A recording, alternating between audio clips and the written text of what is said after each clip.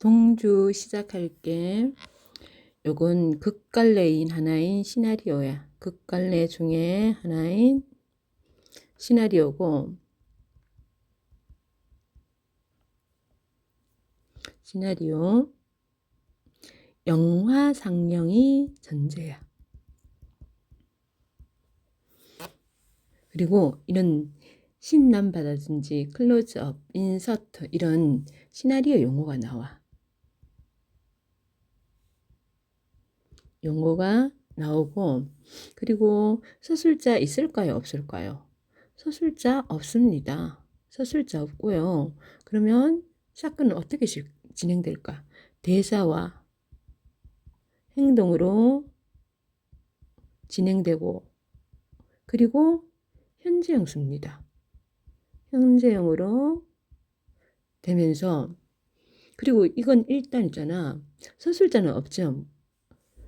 갈등은 있어야지, 그지? 갈등 문학이야, 갈등. 서술자는 없지만 갈등은 있고요. 현재형 진행되고요.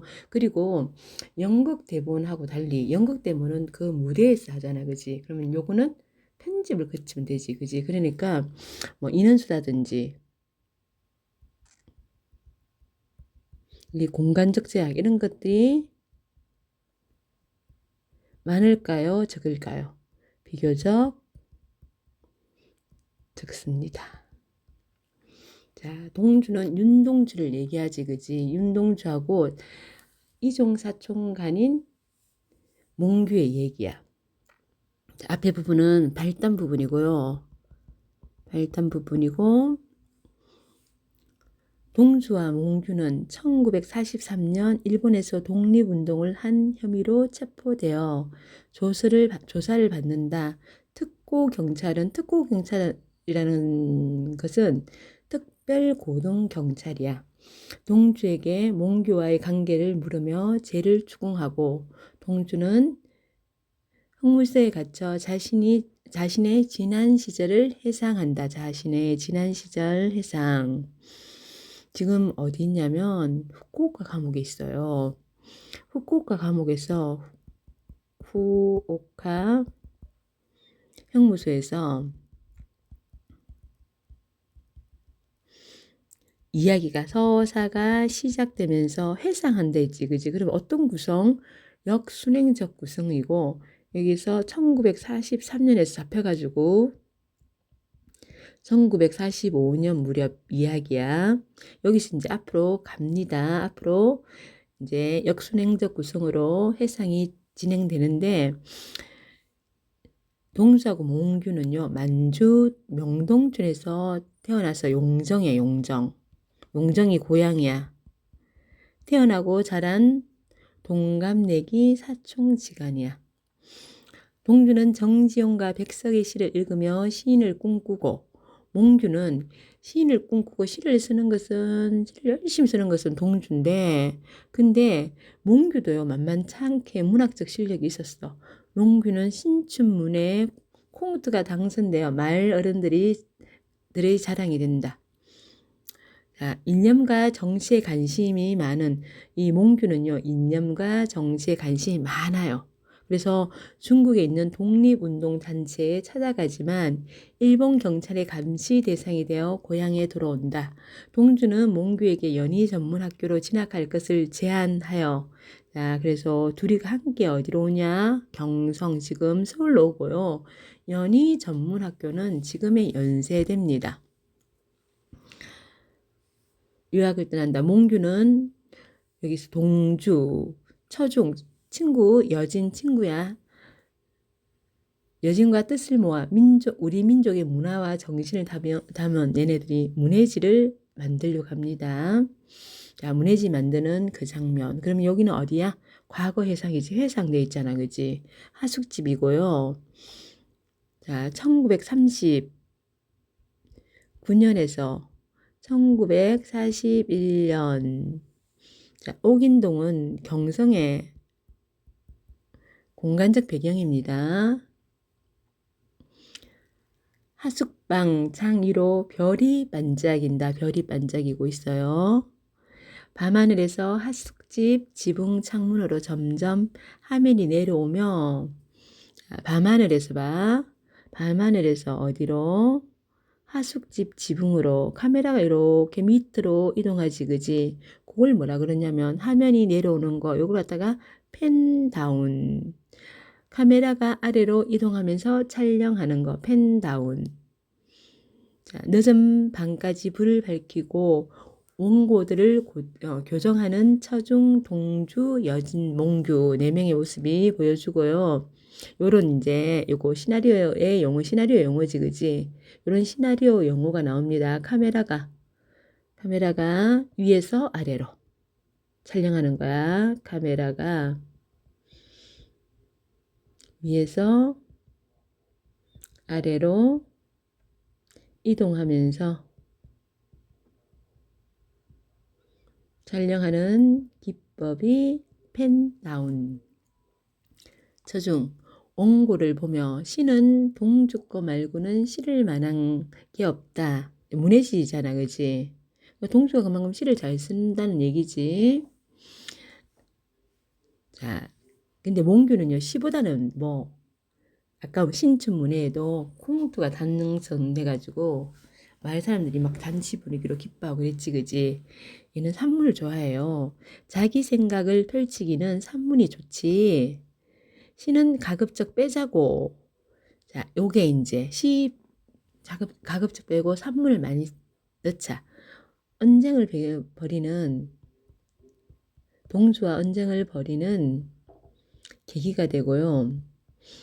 인민을 나약한 감상주의자로 만드는 건 문학이 아니야. 이 시들이요. 시가 뭐 사람들을 나약한 감상주의자로 만든다고 생각하는 게 몽규야. 문학이 아니야. 여신을 힐끗 보며 늦었지? 아니 좀 더 보고 볼만한 게 있어? 원고를 하나 꺼내 들고 몽규를 바라보며 이건 필력이 있긴 한데 필력이 그러니까 조금 글은 잘 썼다 이거야. 그런데 이강수 선생 작품 같다. 이강수가 어떤 인물인데 친일파거든. 차중이 건네는 원고를 집어 들어 살펴보는 몽규. 자, 원고를 던지며 이렇게 이제 이거 뭐야? 지시문이지. 지시문. 행동 지시문. 지시문 항상 물로 현재형으로 표현되어 있고 아직도 이강수 흉내내는 글을 쓰니 이강수, 최남선 같은 변절자 얘네들은 친일파들이야. 따라 한 글들은 다 던져버려. 친일파에 대한 반감이 나타나 있지. 친일파에 대한 반감이 드러나 있고 글은 잘 쓰는데 이강수가 쓴 것 같으니까 이거는 버려 이러는 거야. 몽규가. 너 이강수 선생 작품만 봤었잖아. 어릴 때는. 몽규가 어릴 때는 이강수 선생 작품을 되게 좋아했어. 그러니까 어렸을 때 얘기지. 지금도 마찬가지다. 간섭이나 이념에 사로잡혀 그래서 함부로 단정 짓는 것. 옛날에도 그랬고 지금도 그런다는 거야. 예, 몽규에 대한 동주의 평가지. 동주의 평가가 이념이나 간섭에 사로잡히면 안 된다. 자, 이걸 통해서 몽규는 이념을 중시하는 인물임을 알 수 있고요. 이상한 분위기에 긴장하는 친구들 둘이가 이제 좀 싸울 기미가 보이는 거야. 몽규가 간섭이나 이념을 타파하자고 하는 일이야. 우리 지금 문해지 만드는 거 간섭 이념 타파하자고 하는 일이야. 그래서 뭐야? 시를 빼자. 시를 빼자. 그래서 한숨을 쉬며 나는 이 문해지를 하려는 이유와 목적이 있어. 문해지를 하려는 이유와 목적이 뭘까요? 시를 무시해서 하는 이야기가 아니야. 시도 자기 생각을 펼치기에 부족하지 않아. 사람 마음속에 살아있는 진실을 드러내야 문학은 온전하게 힘을 내는 거고 그런 힘이 하나하나 모여 세상이 변화하는 거라고. 이렇게 동주의 가치관이지. 동주의 가치관이 문학은 세상을 변화시킬 수 있다.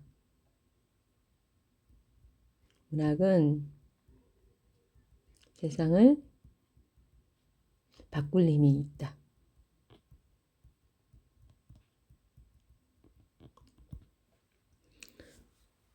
몽규가 그런 힘이 어떻게 모이는데 세상을 변화시킬 용기가 없어서 문학으로 숨는 것밖에 더해? 하면서 아주 문학하는 걸 아주 감상주의자들이 하는 걸로 몽규는 판단하고 있지.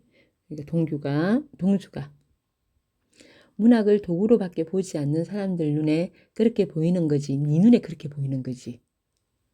그렇게 얘기하는 거지.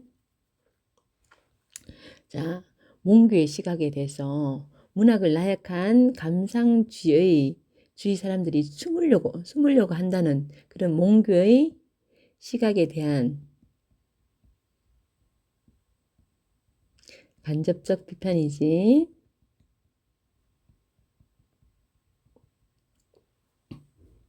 문학을 이용해서 예술을 팔아서 어떻게 세상을 변화시키는데 누가 그렇게 변화시킨 적이 있는데 민주주의니 애국주의니 공산주의니 이념을 위해 모든 가치를 팔아먹는 게 간섭을 타파하는 일이야? 그거야말로 시대의 조류에 몸을 숨기는 썩어빠진 간섭이지 하면서 지금 동주하고 몽규가 가치관의 차이를 보이지 그지?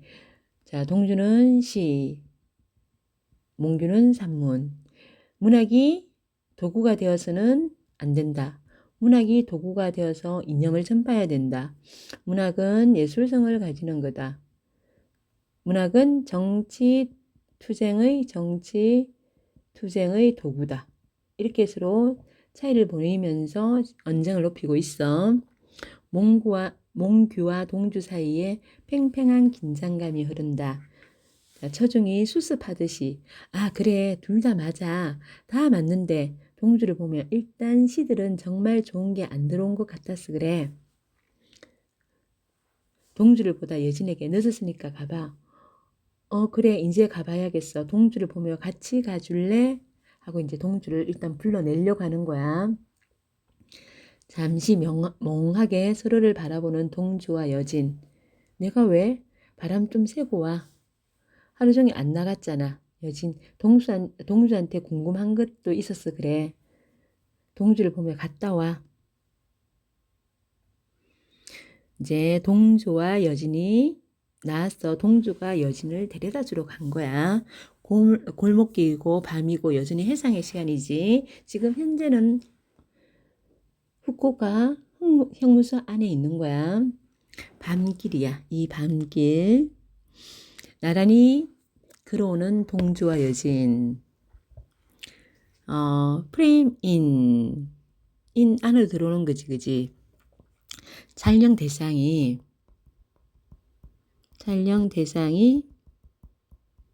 화면 바뀌었어.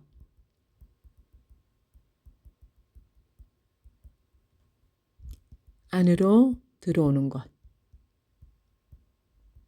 그리고 밤길, 별 이런 거 다 서정적 분위기를 형성한다.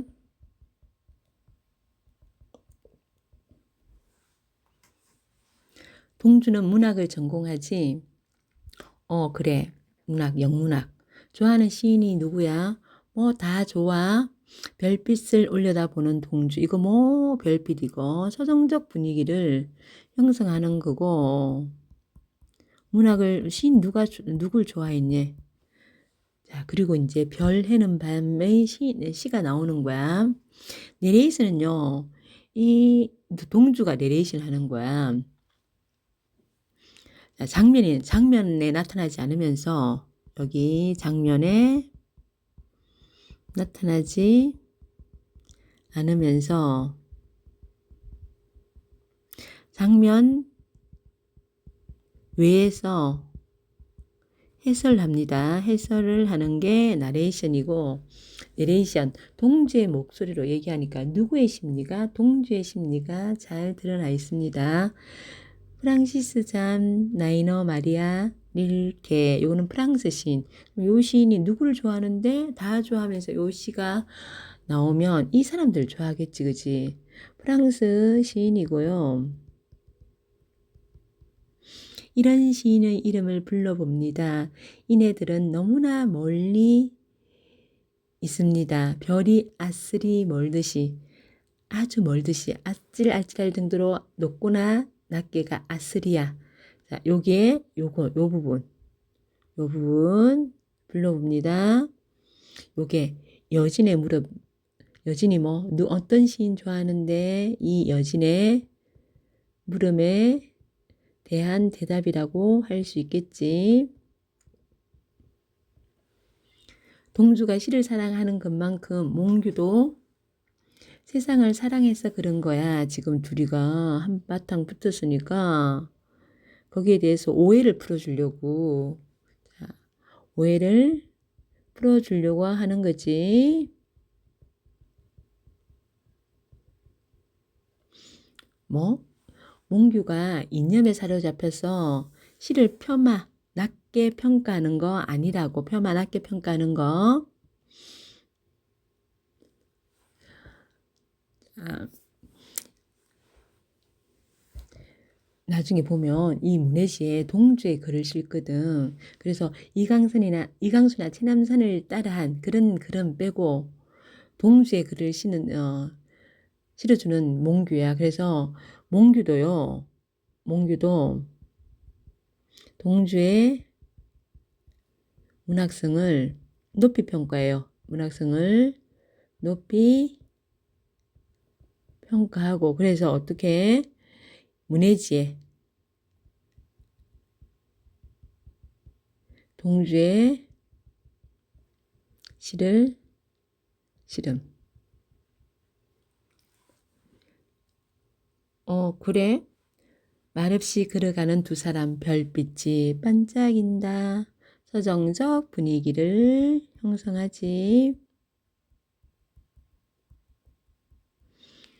정지용 선생님한테 인사드리러 갈 건데 같이 갈래? 정지용 선생님은 윤동주가 가장 좋아하는 시인이었어. 근데 얼마나 좋겠어. 근데 동주, 난 아직 등단 작가도 아니고 수줍어하며, 정지용 선생님은 문인들하고도 연락을 끊었다고들 하던데 학생들은 만나주셔. 아, 그래? 내레이션 목소리. 이 동주의 목소리는, 자, 동주의 주인공의 감정을 전달하는 역할을 하고, 감정 전달. 그러면서 감정을 전달하면서 관객의 이해를 도와줍니다. 이해 도움.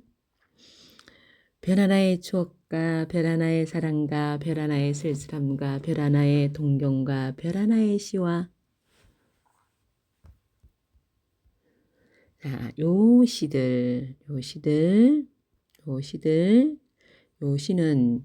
왜 시를 읊을까요? 인물의 내면 심리를 보여주잖아. 아까 전에 이 주인공 감정 전달한다 그랬지, 그치? 인물의 내면 심리를 비유적 함축적으로 표현해주고, 시가 비유적 함축적이잖아. 함축적으로 표현하고, 자, 시적 감흥을 불러 일으켜가지고 낭만적 분위기 조성에도 조성하는 효과도 있고요. 그리고 이야기잖아, 그치? 이 서사의 단조로움, 이야기의 단조로움에 변화를 주는 역할도 하고, 그리고 별 하나의 추억과 별 하나의 사랑과 과거의 주인공 윤동주의 과거의 상념, 생각들, 그리고 그리움이 담긴 정서를 교차하여 표현해 줍니다. 추억과 사랑과 쓸쓸함과 동경과 별 하나의 시와 이렇게 동주가 쓴 다른 시도 봤어. 깜짝 놀라 멈춰. 어떻게? 몽규가 보여줬어. 아직 남한테 보여줄 시들이 아닌데. 난 좋았어. 너무 부끄러워서 태워버리려고 한 건데. 몽규 그 자식이 멋대로 가져가서 문해지에 넣겠다고 진짜 그럴 시들은 아닌데. 왜 그렇게까지 부끄러워해? 다른 작품들처럼 좋던데 그런데 좋아하는데 읽고 나서 왠지 좀 쓸쓸해졌대요. 왜 그럴까? 왜 쓸쓸해졌다고 느낄까요? 자, 이 시대 상황은 일제강점기고 뭔가 해야 될 것 같은 느낌이 들어. 근데 윤동주는 그렇지 못했지, 그지? 거기서 시 안에 그런 것들이 표현되어 있었던 거야. 시대 상황에 에서 비껴있는 계속 오는 외로움, 적막감 이런 것들이 느껴진 거예요. 느껴졌기 때문 동주 정색을 하고 용규한테 가봐야겠어. 자, 왜 그럴까 정색을 하고 여기 약간 이제 정색하면 갑자기 몽규한테 간다 했잖아, 그지? 요거 이제 여진이 자기에게 호감이 있는 거 눈치채고 당황한 거야. 여진이 자신에게 호감이 있음을 눈치채고 당황. 다 왔는데 기숙사 앞이잖아. 고개를 들어보니 기숙사 정문 앞이다. 아, 그래, 다 왔네. 나 갈게. 뒤돌아 급하게 가는 동주. 동주야, 정지영 선생님 뵙고 싶지. 돌아보면 멋쩍게 웃는다. 같이 가자. 그리고 또 내레이션. 나는 무엇인지 그리워 이 많은 별빛이 내린 언덕 위에 내 이름자를 써보고 흙으로 덮어버렸습니다. 무엇인지 그리워 이 무엇이 뭘까요? 무엇이 이상적 가치 순수함 이런 거겠지. 이상적 가치 순수함 이런 것들이 그리워 이 많은 별빛이 내린 언덕 위에 내 이름자를 써보고 흙으로 덮어버렸대. 자, 내 이름자를 써보는 거 자아 성찰의 행위를 해보는 거고 흙으로 덮어버렸대.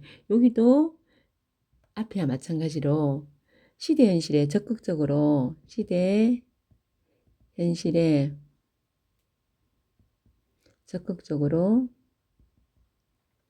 대응하지 못하는 자아에 대응하지 못하는 자아에 대한 부끄러움이지. 자아에 대한 부끄러움이고요. 자, 여기는 8년 해당되는 건데 8년 해당되는 거. 자, 윤동주가 현재 부끄러운 삶에 대한 반성이 드러나는 부분이야.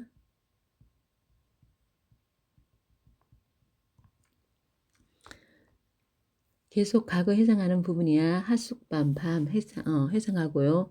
몽규와 처중이 있는 핫숙방으로 들어오는 동주 다짜고짜 몽규에게 여진이 왜 보여줬어? 뭐래? 좋다고 안 해? 몰라. 너 왜 내 말을 아무한테도 안 보여줄 거라니까. 여자들한테 통할 시라니까. 여진이가 뭐래? 읽고 나면 쓸쓸해진다고. 통했네. 낄낄거리며 웃는 처중과 몽규, 창가에 앉는 동주, 별빛을 올려다본다. 그러면서 내레이션의 목소리가 또 나오지. 나는 별 해는 밤 시의 뒷부분이지. 나는 밤을 새어오는 벌레는 부끄러운 이름을 슬퍼하는 까닭입니다. 밤, 여기서 밤은 뭘까? 일제강점기지. 일제강점기고, 그리고 밤을 새워 우는 벌레는 부끄러운 이름을 슬퍼하는 까닭이래요. 우는 벌레, 감정이입이 돼 있지. 감정이입이 되어 있고요. 자, 행동하지 못하는, 똑같은 거 나오지.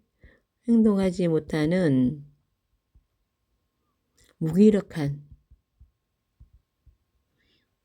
자아에 대한 성찰이고, 그리고 슬픔, 비애가 드러나 있지, 그지? 이게 여진이 동주시에서 쓸쓸함을 느낀 이유.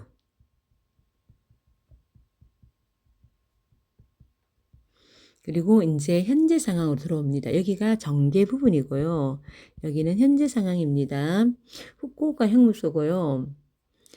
현재 시점. 첫 번째 부분.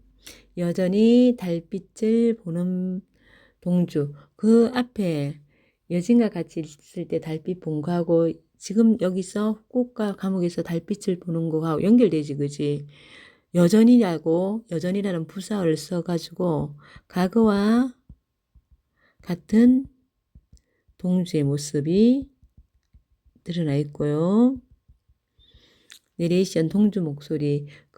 그러나 겨울이 지나고 나의 별에도 봄이 오면, 겨울은 밤처럼 일제강점기를 나타내고, 봄이라는 것은 봄이 오면, 보면 희망, 조국의 독립이겠지. 조국의 독립. 무덤 위에 파란 잔디가 피어나듯이, 무덤, 그리고 파란 잔디, 무덤은 죽음, 그리고 파란 잔디가 피어난다. 그러면 재생, 부활 이런 게 되겠지. 피어나듯이 내 이름자 묻힌 언덕 위에도 자랑처럼 풀이 무성할 계획다. 자, 내 이름자 묻힌, 내 이름자가 묻혔대. 그러면 자기는, 동주는 자기 희생을 다짐하는 거지. 자랑처럼 풀이 무성할 계획다. 재생, 나의 희생을 통해서 조국 독립이 오기를 바라는 마음. 자, 여기는 10년에 해당되고 미래에 대한 희망과 기대입니다. 희망과 기대. 그리고 앞에 있잖아. 앞에 요 별 해는 밤은 과거 여진과 있을 때 그때 없던 시지. 과거에 없던 시를 현재 이어서 읊적이지. 현재 이어서 읊음. 그러면서 여진과의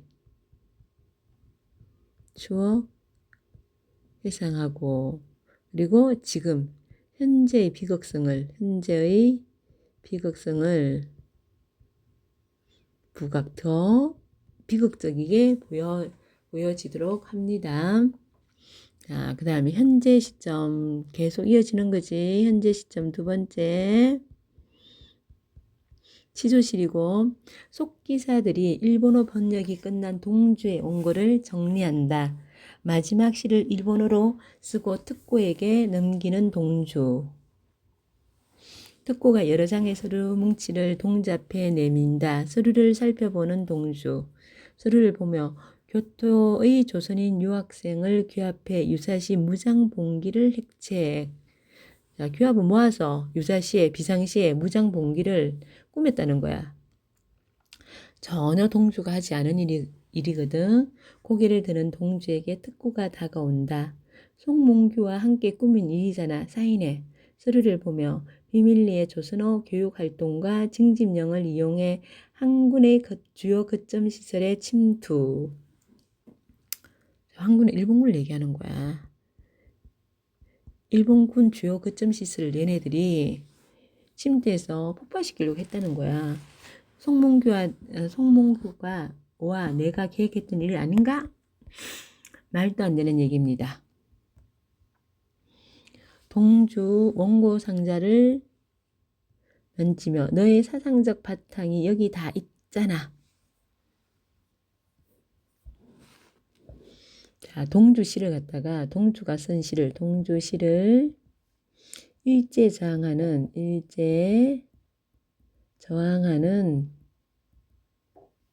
사상이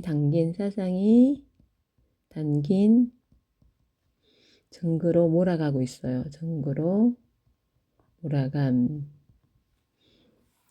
너는 그저 송몽규의 리더십을 추종하는 문학청년일 뿐이라는 건가? 몽규도 우리와 함께 문해지를 만든 문학청년일 뿐입니다. 서구 문학에 빠져든 나약한 조선인 유학생, 현실을 외면하거나 보지 못하는 이상주의자, 나르시시즘에 빠진 병원문학, 순진한 문학청년, 모든 일은 송몽규 지시, 그래서 난 억울하다. 그런 얘기인가? 몽규도 평범한 유학생일 뿐입니다. 자, 이건 몽규가요. 뒤에 보면 몽규는 동주가 독립운동에 가담하는 것을, 독립운동에 참여하는 것을 막습니다. 막아가지고 사실 동주는 잘 알지 못하는 상황이야.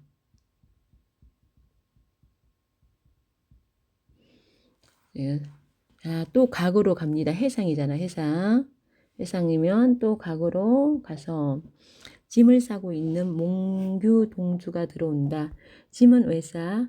태평하게 대학생활이나 즐길 때냐? 이러면서 지금 그 독립단체에 가담했다가 고향에 왔다가 고향 부모님이 걱정하니까 그냥 걱정하지 말라고 그냥 경성에 와서 연희 전문학교를 다니고 있는 상태야. 근데 송몽규의 기질은 여기에 가만 앉아있을 게 아니지, 그지? 적극적으로 다시 행동할 거야.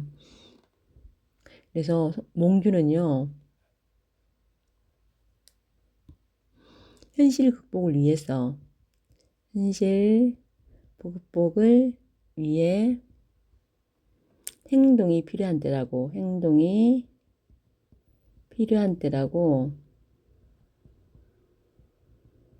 생각하면서 부모님 걱정하실까봐 너 따라 경성에 온 거야. 어디로 갈 건데? 동주를 잠시 바라보다 다시 짐을 싸며 넌 모르는 편이나.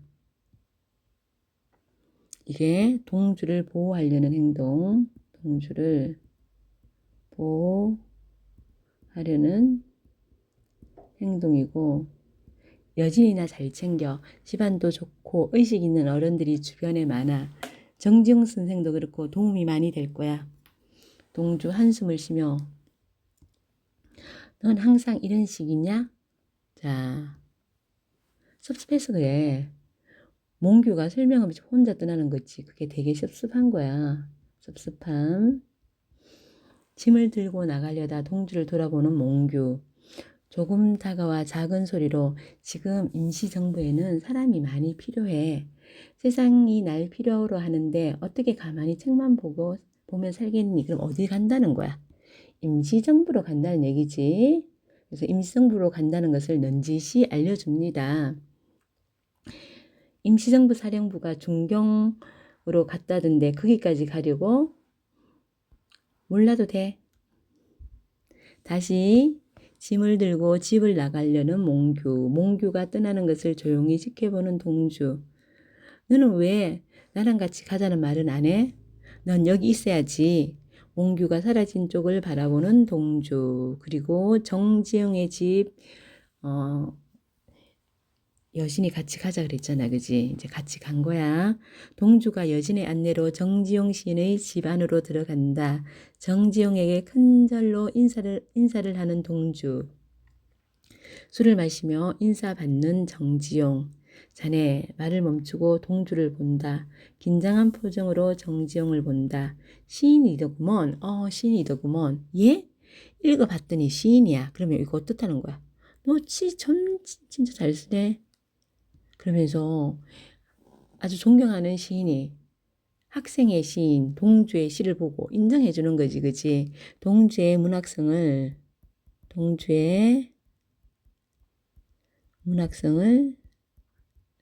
인정해 준 것입니다.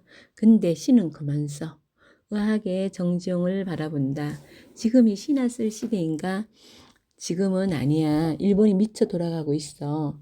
창시개명이라니. 창시개명 이름을 일본식으로 바꾸는 거지. 일본 이름으로 일본시를 써야 되는 세상이야. 이랬기 때문에 시를 쓰지 말라는 거야. 이제 시는 그만 쓰. 이렇기 때문에 이렇게 시는 그만 쓰라고 이렇게 얘기하는 거야. 시는 그만 써.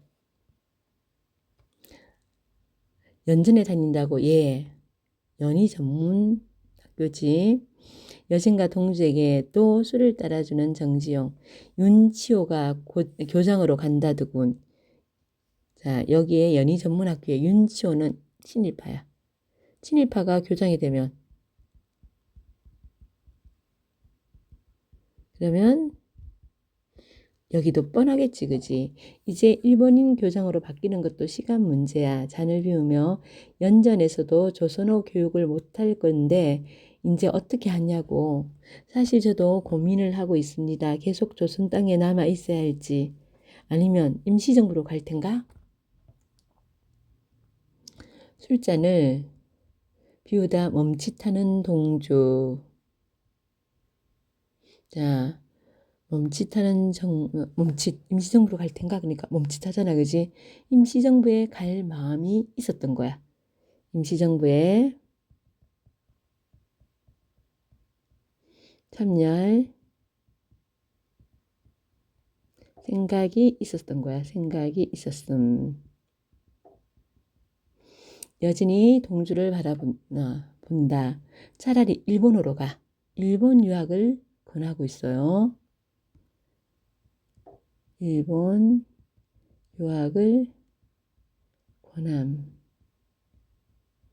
일본에도 좋은 선생님이 많이 있어. 나도 교토에서 보낸 시절이 좋았어. 그런데 창시 개명을 하면서까지 유학을 가야 하는지 모르겠습니다. 그때 당시에는 일본식으로 이름 안 바꾸면 일본으로 유학 갈 수가 없었어. 그래서 동주도 결국 일본식으로 이름을 바꿔가지고 그래서 그걸 굉장히 부끄러워해. 그렇게까지 했어. 그러면서 이거 되게 마음 안 내키는 거야. 유학을 간다는 게 어떤 생각? 부끄러운 생각이 들었어요. 부끄럽지. 부끄러운 일이야. 침묵하고 있는 나도 부끄럽고 술에 취한 나도 부끄럽고 일본으로 유학 가라고 그나는 나도 부끄럽네. 부끄럽지 않게 사는 게 얼마나 어려운 일이겠나. 그래서 이게 일제강점기 억압적 시대 상황 때문에 시대 상황에서 오는 고뇌야. 부끄러움을 아는 건 부끄러운 일이 아니네. 부끄러움을 외면하는 게 부끄러운 일이지. 자, 부끄러움을 아는 건 그래도 괜찮다. 부끄러움을 모르는 거 그거 진짜 부끄러운 일이다. 이게 이제 누구를 비판하냐면 친일파 지식인이 진짜 부끄러워해야 할 사람임을 비판하는 거. 부끄러워해야 할 사람임을 비판해주고 있어요. 자, 중간 부분 줄거리는 정계하고 절정에 해당되고 몽규는 임시정부에서 활동하다 체포된다. 유치장에서 풀려난 후 몽규는 동주와 함께 일본 유학길에 오른다. 몽규는 조선인 유학생들을 모아 독립운동 준비를 하지만 동주가 적극적으로 참여하는 것을 막는다. 그래서 동주는 잘 몰라요. 몽규는 비밀 회합 장소가 발각되어 일본 경찰에게 체포된다. 영어로 번역한 시집을 발간하려는 동주는 고향으로 돌아가는 배를 타러 가기 직전에 원고를 전달하다 일본 경찰에게 체포됩니다. 요게 있잖아. 우리 동주 영화 보면 흑백 영상으로 전체가 흑백 영상으로 되어 있거든. 자, 이 흑백 영화는요. 인물 표정에 집중하게 하고 그래서 관객과 인물이 대화하는 느낌이 들게 합니다. 관객과 인물이 대화하는 느낌이 들게 한다. 자, 치조실 다시 여기 절정 부분이고 다시 현재 상황으로 안내. 치조실 동자고 몽구를 치자는 게 특고가 치자는 게 교차 편집되어 있어요. 교차 편집. 자, 다시 여기 현재 시점 절정이고 현재 시점이지. 현재 시점이고 교차 편집은 같은 시각 같은 장소에서 벌어지는 장면을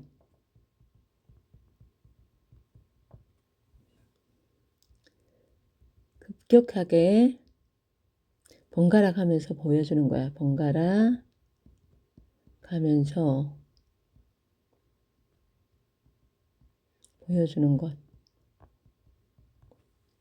어둠 속에서 다가오는 특고 형사, 속기사들이 수기를 한다. 책상 위에는 몽규가 앉아 있다. 서류를 몽규 앞에 던지는 특고가 던진 서류 클로즈업. 클로즈업은 뭐 크게 보여주는 것이 학대서 일부 화면을 크게 나타내는 것 클로즈업.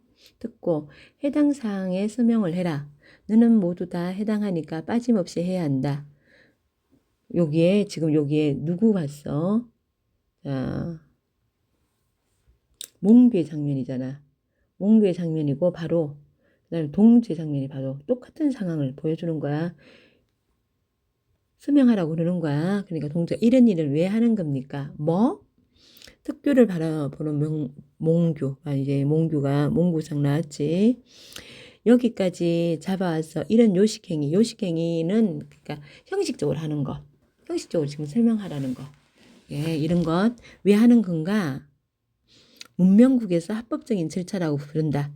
그러니까 그냥 법을 갖다가 합법적인 것처럼 보이기 위해서 서명하라는 거야. 무섭게 특고를 노려보는 몽규. 동주의 얼굴 가까이 다가와. 그 다음 동주 얘기 바로. 동주 나오잖아, 그지? 다가와 노려보고 있는 특고. 서명란을 바라보는 동주. 다시 특고의 눈을 바라본다. 총부리를 들이대고 서명하게 하면 되지 않습니까? 니네가 무슨 합법적인 거냐? 니네한테 합법이 어디 있다고? 마치 법적 절차가 합법적인 것처럼 보이게 하지만 전혀 그런 게 없다고. 법적 절차가 강압적이고 비인간적인 것을 점을 지적하고 있어. 제 손가락을 잘라 지장을 찍으면 되지 않습니까? 특고를 바라보는 동주. 특고, 너희를 죽이는 일이 뭐가 어려운가? 대일본 제국은 법치국가로 체제를 위협하는 너희 같은 자들에게도 합법적인 절차를 거쳐 그 죄를 묻는다. 문명국과 문명국의 차이지. 우리는 문명국이기 때문에 합법 절차를 지켜서 니네들한테 서명을 하게 하는 거야.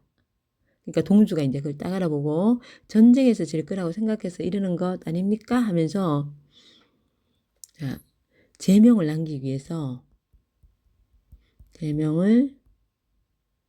문서를 남기기 위해서 함부로 죽이지 않았다. 문서로 남기기 위해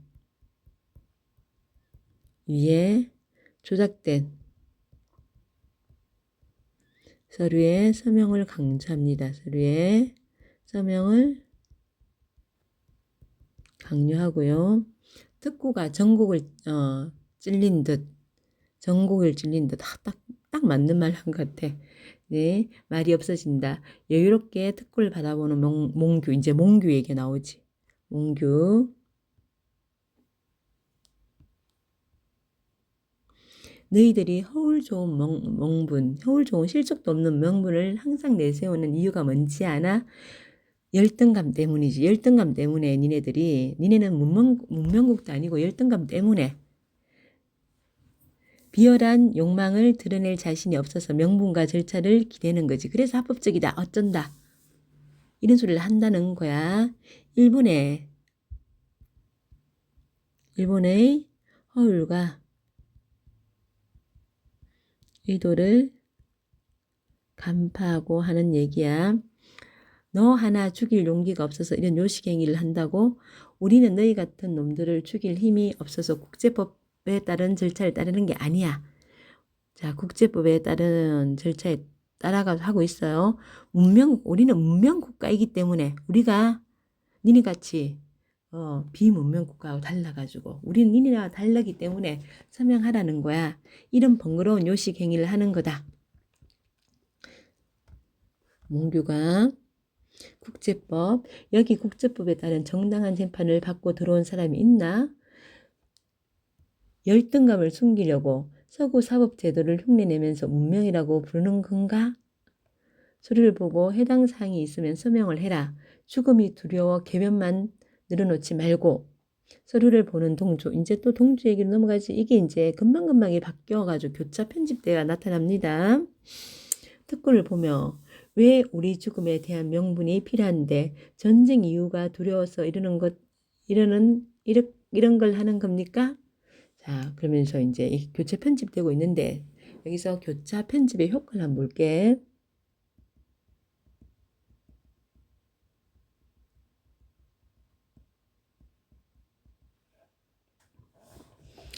극적 상황을 제시하면서 긴장감을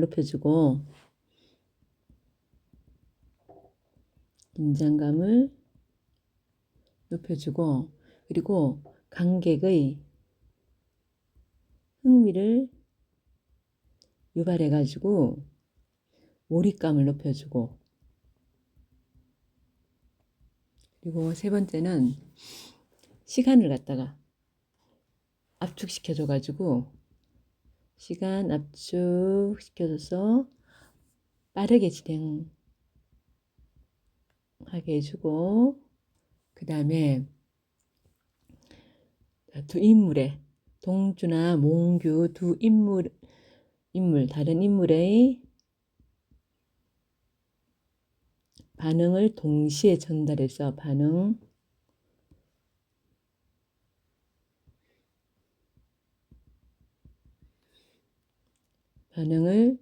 동시에 전달해서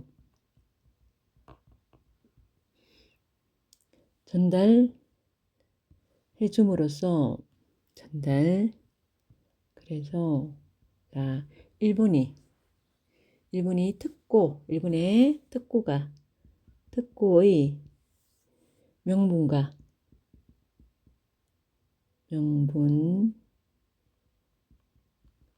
절차의 허위성을 강조한다. 절차의 허위성을 강조해주고 있습니다.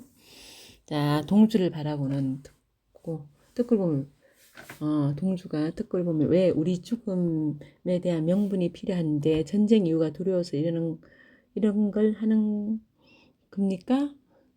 동주를 바라보는 특고, 서류를 보는 몽규, 다시 또 몽규가 나오지, 그지? 명분이 아니라 사실이기 때문에 서명을 하라는 거다. 그래, 사실로 만들어줄까? 이게 뭐야? 이게 다 니네가 적은 이 모든 것이 사실이었으면 좋겠다. 자, 이 적힌 서류의 내용이 실행되었으면 좋았을 것이라고 생각하는 거야. 좋았을 것이라고 생각하면서 얼마든지 해주지. 죽음이 두렵지 않다면 당당하게 서류에 서명을 해라. 자신 앞에 놓인 서류를 살피며 서명하는 몽규. 제1조선인 유학생을 규합하여 사상 교육을 시키고 그래서 이거 못한 거야. 못했으니까 내가 제대로 못 시켜서 부끄럽다 하면서 서명을 해요. 내가 제대로 했어야 됐는데 그러면서 서류에 팽지를 넘기며 항목마다 서명을 하는 몽규, 이어서 읽으며 비밀리에 조선어 문학과 서적을 유통시키며 내가 정말 못하게 이렇게 못해서 한스럽다. 징집령을 이용하여 한군 내 조선인 반군 조직을 결성하고 활용할 군사적 계획을 지시했으며 눈물을 글썽이며 이게 정말 됐으면 얼마나 좋았겠나. 내가 정말로 그렇게 못해서 너무 부끄러워서 서명한다. 부끄러워서 하면서 자기 이렇게 이루어지지 않은 게 너무 부끄럽다고. 이게 몽규가 서명한 이유지. 몽규가 서명한 이유고, 몽규는 이렇게 되었으면 하는 바람을 담아서 이게 안 된 게 너무 부끄럽다. 이게 실제 일어나야 되는데. 그래서 서명한 거고, 특고가 말없이 바라본다. 항목마다 서명을 하는 몽규, 서명을 하는 몽규의 손 클로즈업. 클로즈업은 크게 확대해서 보여주는 거지. 특고, 몽규도 서명한 걸, 몽규가 서명했다고 지금 누가? 특고가 동주에게 얘기해주네. 빨리 서명해. 서류를 드는 동주. 저는 서명하지 않겠습니다. 얘는 서명하지 않아요. 동주는 서명하지 않습니다. 당신 말을 들으니 정말로 부끄러운 생각이 들어서 못하겠습니다. 이런 세상에서 시를 쓰기 바라고 시인이 되길 원했던 게 너무 부끄럽고 앞장서지 못하고 따라 나서기만 한 게 너무 부끄럽고 부끄러워서 서명을 못하겠습니다. 자, 동주가 서명하지 않은 이유는 적극적으로 행동하지 못한 것을 후회하면서 서명하지 않은 까닭이고요. 자신 앞에 놓인 서류를 찢는 동주. 그 다음에 면회실이고요. 여기가 하강 부분에, 하강 대단은 이렇게 되거든. 하강 부분에 해당되고, 앉아있는 동주의 부와 몽규의 부. 아버지들이 일본까지 건너오셨어. 몽규가 홀로 들어온다. 몽규만 홀로 들어와요. 동주는 어떻게 됐을까? 죽었어요. 도대체 몰골이 이게 뭐냐? 어떻게 된 거냐? 동주는 어디 있느냐? 떨리는 몽규의 눈빛. 동주는 죽었습니다. 그러니까 아버지 너무 놀래가 아직도 그 소식 못 들었나 봐. 이게 처음 들었어. 아연실색해. 매우 놀랐다는 거야. 저도 오래 살지는 못합니다. 팔뚝을 걷어 뭘 보여주냐면 주사 바늘 자국을 보여주며 주는 몽규. 이 주사를 맞고 죽으면 대학 실험실에 가져가는데 그 전에 뼈조각 하나도 이 땅에 남아 있지 않게 해주세요. 나 뼈조각 여기 절대 여기 남아 있지 않게 해달라. 자, 이 주사는요, 생체 실험용 주사고요. 그리고 자기는 죽었으라도, 유골이 되었어도 일본 땅에 남아있지 않고 싶은 거야. 일본 땅에 남고 싶지 않은 거야. 남고 싶지 않음. 자, 그만큼 저항의식이 강한 몽규지. 조국에 대한 사랑을 볼 수 있지. 어이없어 울음조차 나오지 않는 아버지들. 그리고 신남바 100일. 이 신남바 했니? 이거 장면 번호라는 거 앞에 안 했지? 그치? 이거 장면 번호야. 시간이나 장소가 바뀔 때마다 새로운 장면 번호가 매겨집니다. 하얀 천에 가려진 동주. 죽음이었지, 죽음. 동주부가 천을 걷으니 하얀 동주의 얼굴이 나온다. 오열하는 아버지들. 내레이션, 동주의 시 서시가 이제. 서시는 동주가 시집을 내면 맨 앞에 이제 내놓고 싶었던 시였어.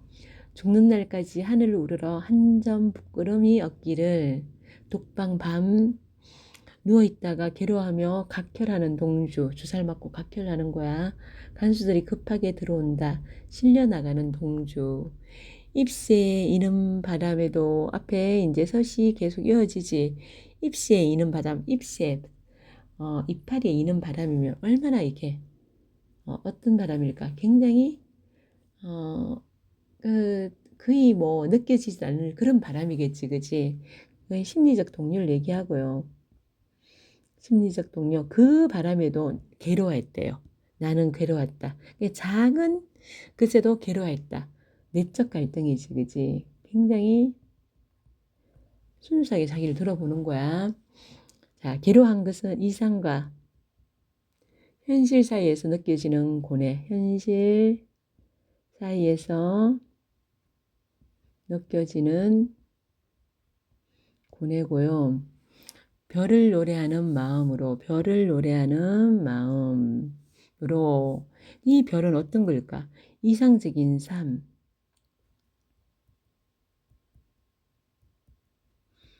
이상적인 삶, 뭐 순수, 희망, 이런 가치 있는 것들, 뭐 양심 등 이런 것을 추구하려는 태도겠지. 이런 것을 추구하려는 태도. 모든 죽어가는 것을 사랑해야지. 자, 모든 죽어가는 거. 나 플러스 자신과 죽어가는 거. 억압받는 모든 존재에 대한 억압받는 모든 존재에 대한 연민, 사랑 이런 걸 얘기하는 거고요. 인서트는요. 장면 사이에, 장면과 장면 사이에 다른 장면을 삽입하는 거야. 장면과 장면 사이에 다른 장면 삽입, 장면이나 사진 이런 것을, 글자 이런 것을 삽입하는 거야. 형문서 창살 사이로 밤하늘이 보인다. 별이 반짝인다. 요 사이에 이제 별을 반짝이는 걸 넣는 거야. 화장터. 자식의 유골을 하나씩 들고 오는 몽규부와 동주부. 몽규부가 유골함을 땅에 떨어뜨린다. 어떻게 땅에 떨어뜨렸대. 자, 깜짝 놀라 유골을 쓸어 담는 몽규부. 몽규가 뼈 한 조각도 일본 땅에 남기지 말라고 했는데 이게 유언이잖아, 몽규. 유언, 그지? 근데 이게 쓸어 담다가 흙까지 쓸려 담는 거야. 일본 흙까지 담아가면 어쩌자는 거야. 울면서 조심스럽게 유골을 골라 담는 몽규의 부. 그리고 용정은 윤동주하고 송몽규의 고향이야. 용정에 이 아버지들이 들어왔어요. 말 어기로 들어서는 몽규부와 동주부, 내레이션 동주 목소리. 다시 이제 그 스시의 마지막 부분. 그리고 나한테 주어진 길을 걸어가야겠다. 나한테 주어진 길은 어떤 거야? 억압받는 모든 존재를 사랑하는 삶. 모든 존재를 사랑하는 삶. 그리고 부끄럼 없는 삶. 그 길을 걸어가야겠다. 다짐하지. 근데 현실은 아직도 일제강점기 그대로지. 오늘 밤에도 별이 바람에 스치운다. 현실은 아직도 일제강점기야. 여전히 계속되는 시련. 현실적 시련, 고난. 자, 언덕 위로 밤이 찾아오며 별이 빛난다. 자, 요 시를 삽입해가지고, 이 시를 삽입해가지고, 자, 밑에 적을게. 두 아버지의 슬픔을 형상화해주고, 그리고 동주와 몽규의 숭고한 독립정신을 기림. 그리고 비극적 삶을 부각시켜 줍니다. 슬프지? 이 대목 읽으면서 눈물 나려고 했어. 갈래 핵심 정리해 볼게. 시나리오지. 시나리오고, 교훈적. 그리고 인물의 일대기가 나오지. 일대기적. 시간은 일제강점기 말기고요. 일제강점기 말기에 공간은 만주, 용정하고 그리고 연희전문학교가 있는 만주, 연희전문학교가 있는 경성, 그리고 후쿠오카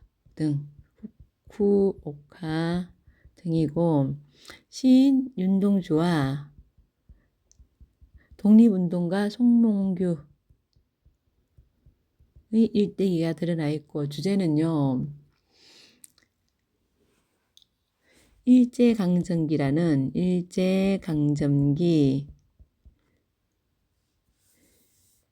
암울한 시대를 외면하지 않고